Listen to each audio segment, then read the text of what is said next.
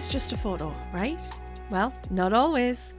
Welcome to the Is That Really Photography podcast, where we investigate and celebrate the lesser known aspects of photography, photographic art, and the fun which can be had when you step away from the mainstream into the wonderful world of alternative photography.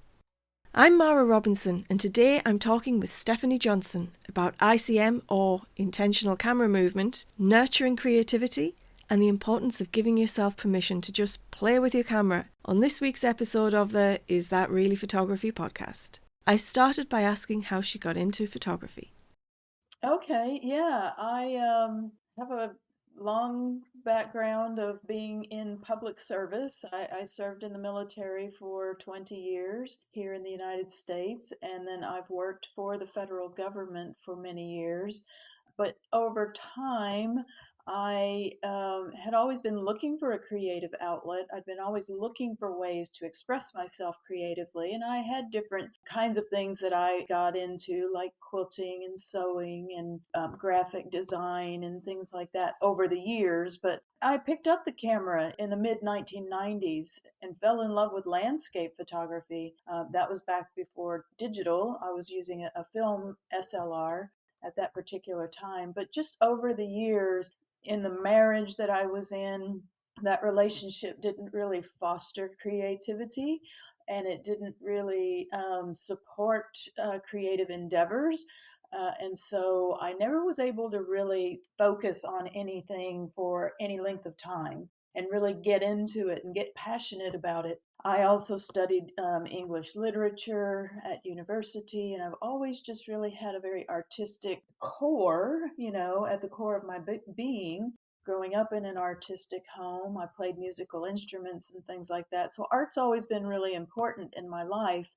It's just that it wasn't until about 2015 that I was able to really dive into it and get focused on my creative pursuits, because at that particular time I went through a divorce, and that opened things up for me to be able to explore my creative side and tap more into my inner creative spirit. And so I picked up the camera again, started traveling to Ireland to photograph the magnificent landscapes there, and was having trouble every time I'd come home to Iowa, which is where I live in the Midwest of the United States. And in 2017, I started seeing ICM for the first time. And I read a book at that time also by a Canadian photographer named David Duchemin, and the book was called A Beautiful Anarchy. And in that book, he talked about this idea that you can't wait for inspiration to hit. You have to just get out and do the work. And so I took seeing ICM and that advice from that book to get out and do the work. And I took my camera out into the Iowa landscape, and I found ways to connect with it through ICM by seeing the essence of it, by just starting to move my camera and seeing what was happening, and then, realizing that I can create beautiful images of the Iowa landscape, even though it's not a grand landscape like Ireland.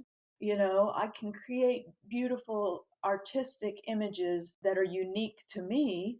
And that is another one of the beauties of ICM, really, is that the images that you create with it are very unique and individual to you as a creative person or as an artist. And so it just really all kind of fell into place for me after that. And I decided that that was the way I wanted to create. That was the way that I wanted to express myself artistically. And that's what I've been focused on ever since. It's sorry, it's just amazing to me the number of people who I speak to, and I'm one of these people who were in a relationship where the creativity was not, it wasn't encouraged, and then when you get out of that, you get this wonderful burst of creativity. There's no other way of putting it.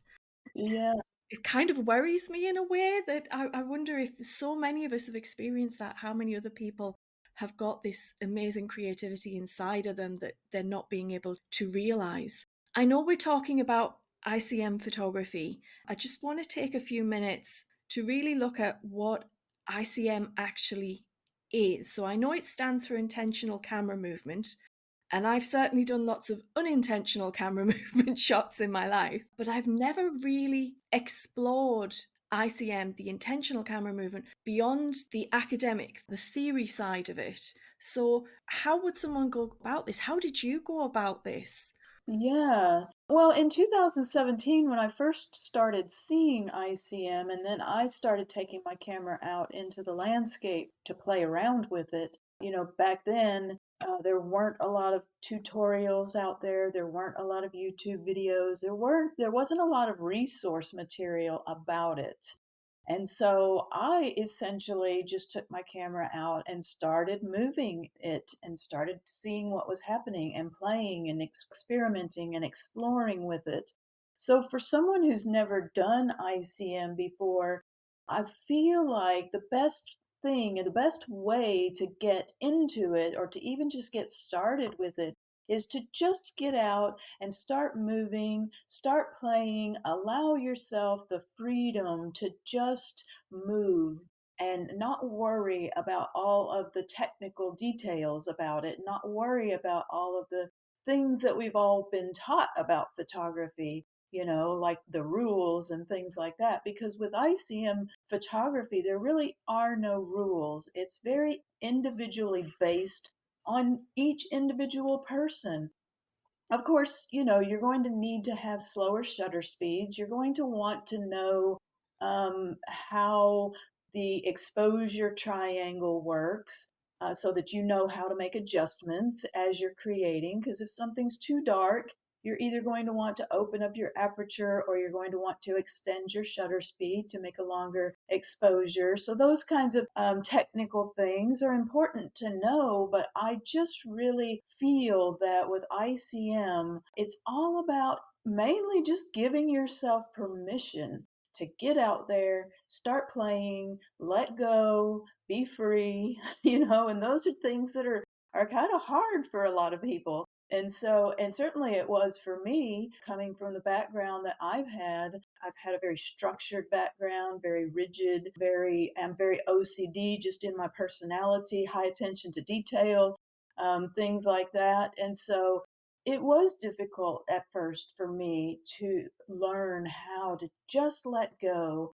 and just play, just have fun. Because at the end of the day, if you're not enjoying it, then it's not something you're going to end up pushing further or taking further because, you get frustrated. And so just allowing yourself to be immersed in the process of it, I think is really, really important rather than going out with the idea of creating specific results, if that makes sense. So, yeah, I think that's the most important thing because essentially I taught myself how to do it. And it's not that ICM was new in 2017, it's been around for ages. Ernst Haas was doing it in the 50s and 60s. There are some Canadian photographers, Freeman Patterson and Michael Orton, and an American photographer, William Neal. They're masters of photography, really, and they've been around for 40, 50 years, and they've been moving the camera for that amount of time. So it's not a new thing. It's just that it's really starting to become more accepted and more recognized, I think. Just even in the past couple of years, it seems like it's grown exponentially compared to even 2017 when I first started doing it. So just being free, I think, and allowing yourself to play. Play is really key with ICM. Play is something that's kind of beaten out of us as kids. As we grow older, it's something that we're told is for kids and it's not for adults. And so just tapping back into your inner child is really, really important, I think. I mean, I grew up in the film era, which, obviously you did as well. And there was so much emphasis at that time placed on the pin sharpness. And of course, when digital came in, there was then started to be, photo stacking. I can certainly remember a time sort of like the late noughties, sort of round about maybe 2007, 2008, any landscape photography magazine that I picked up, and it was all about how can I photo stack so everything is pin sharp from the front to the back. And that actually put me off landscape photography because I thought, well, I don't see the landscape like that. And I don't want to have what I'm doing curtailed. I want to be able to play with depth of field and stuff like this and everything. I went more down a long exposure sort of route, but now I'm kind of wishing that I'd spent more time exploring the ICM side of it. And digital sounds like it's an amazing tool for this because digital cameras seem built to allow us to play. And as you say, if you're not enjoying it, if you're not having fun, why are you doing it? You know? Exactly, yeah. So you've been doing ICM for quite a while now. I know you're saying all those people who've been doing it for a long time, but you're saying 2017. That's what, a good 7 years or so. Your approach must have changed over that time and evolved. I think you're now experimenting with multiple exposures as well. Tell me more.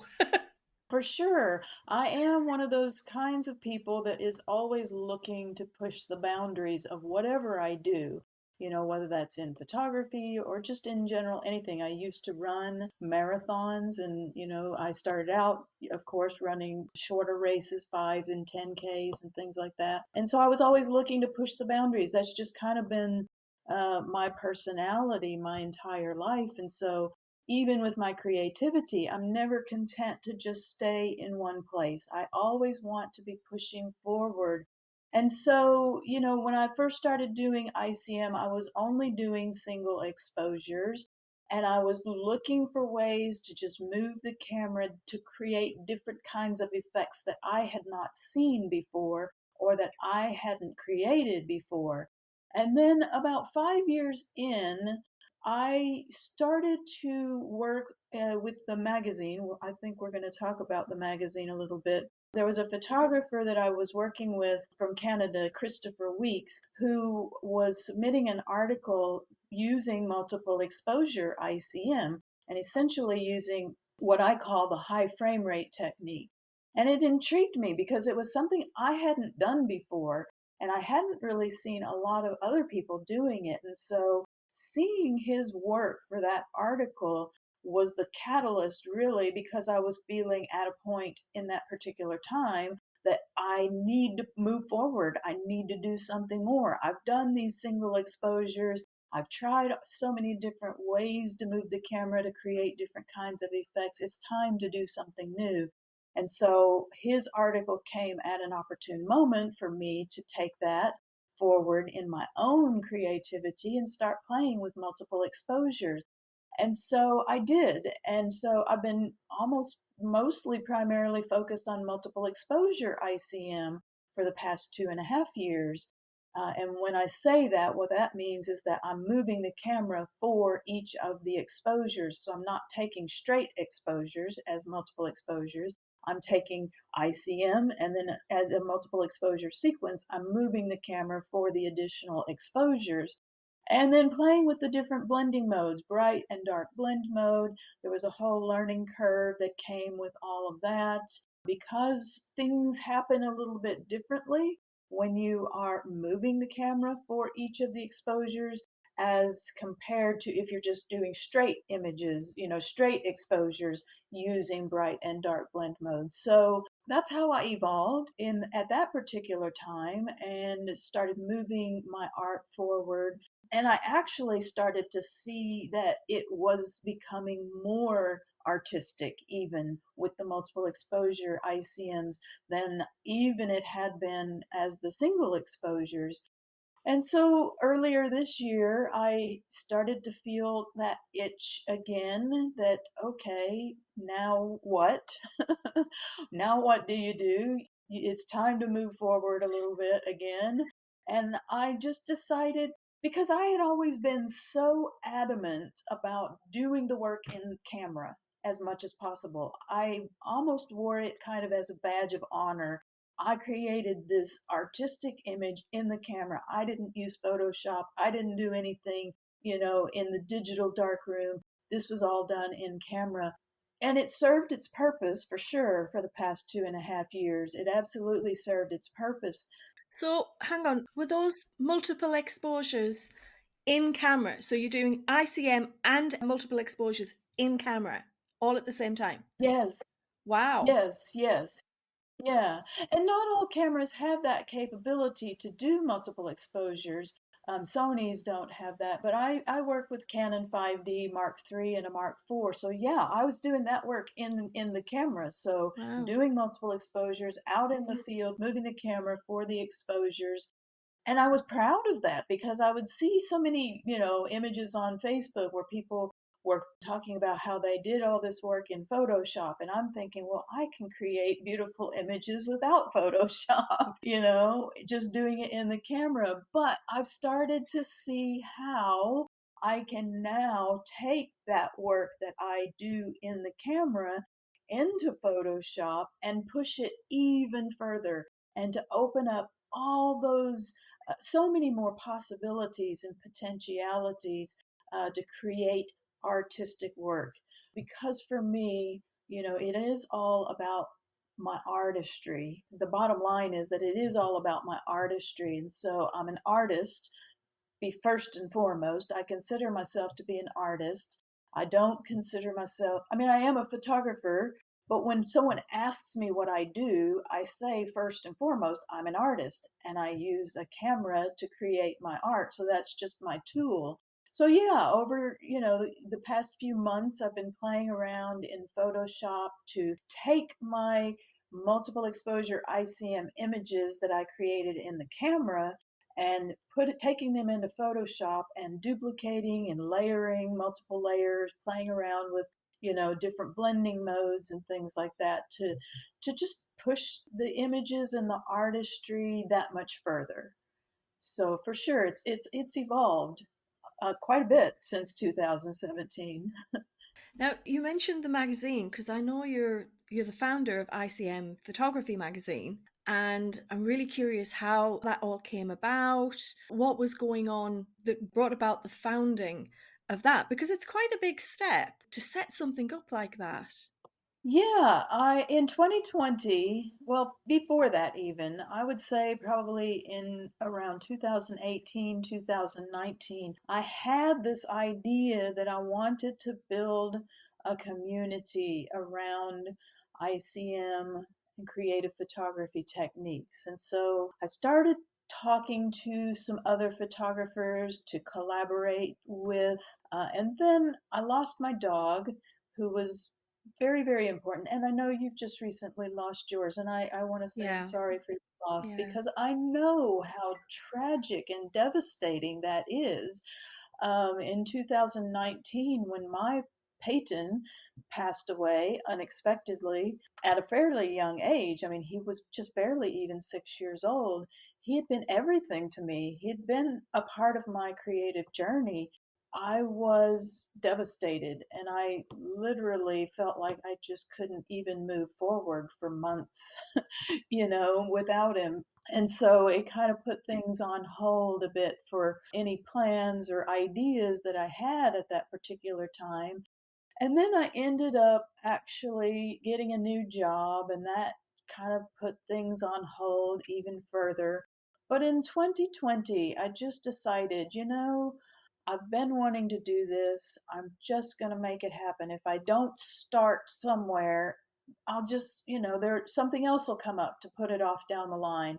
And so I just decided I'm going to do this. And I reached out to a handful of photographers that I knew were doing really beautiful ICM work and said, I'd love for you to be a part of this project. I don't know where it's going to go. I have no capital. I have no resources, but I am going to pay you, even if I have to pay you out of my own pocket. Would you be interested in being a part of this? And luckily, all of them said yes. And it just kind of grew from there. And so it's been really important to me to support other photographers, financially for their contributions in the magazine, but also just to celebrate their work. And I think over the years, I have probably focused as much or more on celebrating the work and supporting the work of others than I have even maybe my own work. Because it does give me a lot of joy to do that. And so after the first issue, or in the process of working with the first issue and starting to get some attention and interest in future issues, it just kind of all unfolded as I'm looking for more and more photographers to feature and asking them to be a part of it. And then starting to run some workshops and offering the ability for people who take the workshops to have features in the magazine as well. It's just all kind of unfolded from that very humble beginning. So June will be the fourth anniversary of the magazine, and it's a project I'm really proud of. I think you should be really proud of it. I think it's absolutely brilliant. Oh, thank It's things like that that really help to inspire people and give them. I feel sometimes, maybe it's a British thing, I don't know, but sometimes I feel we almost need permission to break the rules. And by showcasing what is possible, people start to believe, well, maybe I can do that. And then before you know it, they've gone in a completely different you. direction, but they're doing amazing stuff. And it's that old saying, rising tide lifts all boats. But it often takes one person to stick their head above the parapet and say, you know what, I believe in this. Let's give it the voice. Let's give it the center for a community. And that's what you've done with this, which I think is absolutely fantastic. And talking to people, I'm going to tell you this. Shout out to John if he's listening. But my friend John, who's a fantastic landscape photographer, I was talking to him last week, and I mentioned that I was going to be talking to you, and he got this look on his face. And he went all fanboy and he was like, "Oh, I know Stephanie Johnson." And I was like, "Do you?" He says, "Well, not personally, but I follow her stuff. It's amazing." And everything. And I've never seen him that animated talking about photography. I mean, he's a fantastic photographer. Oh my goodness. He lit up, and that was down to you. Oh my goodness. That just gives me goosebumps. I love the fact that the age that we're living in right now allows us to do this. We've got the internet, we've got this technology, and I think it's fantastic when you see an area of photography that's been so overlooked for so long.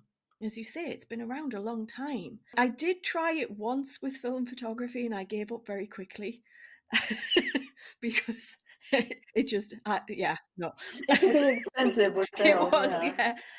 But with digital, we can experiment like this. We don't just have to follow whatever the latest trend is that's coming out in the mainstream magazines or the latest hashtag or whatever. We can forge our own path. And I love that you're doing that. And you're inspiring other people to do it as well. Oh, well, thank you. Yeah, I think that's really, really important. I hope that that's what people get out of the magazine and out of seeing even, my own work. And you said something about permission, that people often seem to need permission. And I think it's really important if people can just give themselves permission. Oftentimes, we're looking for the permission of the establishment, or we're looking for permission of the public or other people. And so I would like to encourage people to just give yourself that permission. That's the only permission you really need, is your own permission to allow you to do whatever it is you feel called or drawn or compelled to do creatively. Because if you're only ever waiting for the permission or even approval, approval is another one of those things I think that we get too hung up on, the approval from other people. If that's what you wait for, or if you are moving in directions based on external permissions and approvals, you're never really going to be able to hone in on your own internal artistry, because the only thing you have control over is your own thoughts and feelings and actions in your artistry. And so if you're changing what you do based on what other people want to see, or what other people approve of, or what other people think, your artistry is going to be all over the place, because you're changing with the wind, because that's something you can't control, is what other people think.